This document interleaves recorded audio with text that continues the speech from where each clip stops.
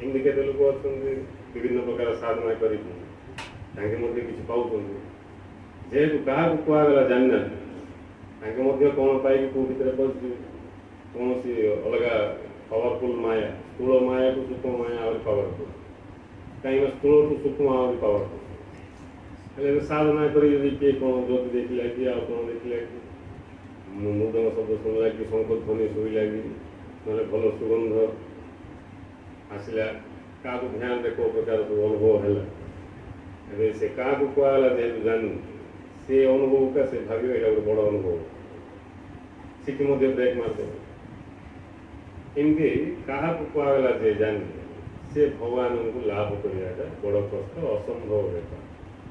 ଆଉ ଯିଏ କାହାକୁ କୁହାଗଲା ଜାଣିନବ, ସେ ତତ୍କ୍ଷଣାତ୍ ଭଗବାନଙ୍କୁ ପାଇଯିବ।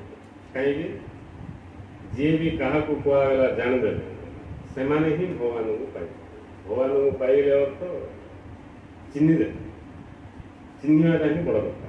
ଭଗବାନଙ୍କୁ ଆମେ ଚିହ୍ନିଛେ, ଆଉ ଚିହ୍ନିଲେ ବୋଲେ ପାଇବା କି? ଇଏ ଯେ ସେ ଭଗବାନ ବୋଲି ଜାଣିବା କି?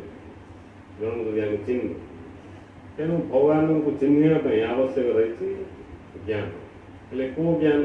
ଯିଏ ଚିହ୍ନିଛି ଗୁରୁ କରିବାକୁ କାହିଁକି ପଡ଼ିବ?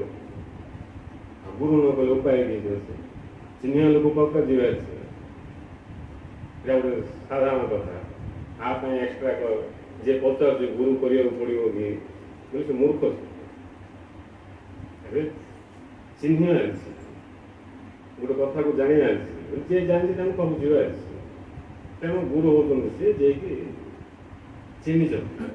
ତେଣୁ ଯିଏ ତାଙ୍କ ପାଖକୁ ଗଲା, ଜାଣିବାକୁ ଇଚ୍ଛା କଲା, ତାକୁ ହିଁ ଆମେ କହିଲେ ଶିଷ୍ୟ, ତାକୁ ହିଁ ଆମେ କହିଲେ ଶିଷ୍ୟ।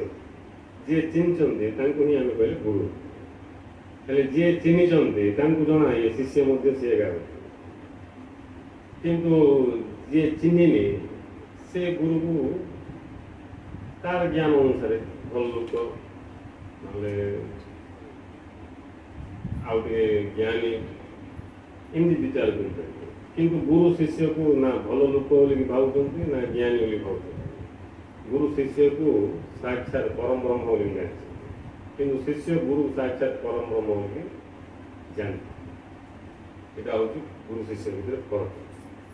ହେଲେ ଯିଏ ଜାଣିଛନ୍ତି ସେ ଏକା ଜଣେଇ ପାରିବେ, ଯିଏ ଚିହ୍ନିଛନ୍ତି ସେ ଏକା ଚିହ୍ନେଇ ପାରିବେ।